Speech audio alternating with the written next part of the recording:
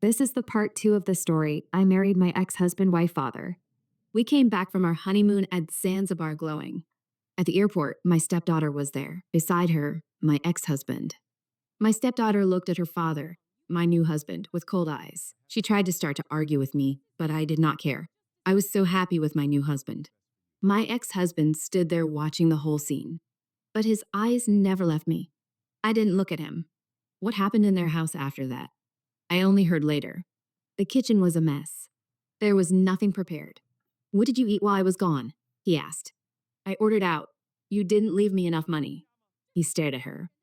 I gave you the same amount I always give. She said everything is expensive and never give her enough. He walked through the house slowly. Laundry piled on the bedroom chair. Dishes in the sink.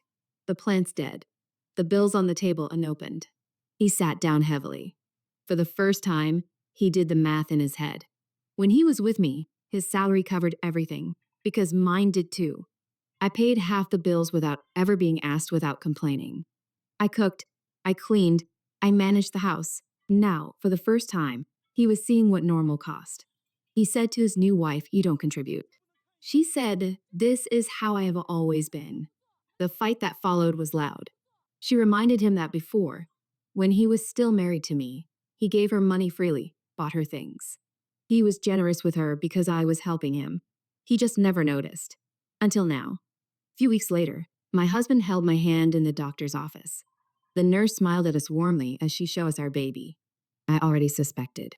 There, the doctor said, pointing to the screen. Everything is looking great. You have a perfect little baby My here. husband leaned forward, Oh, look at squinting, then completely still.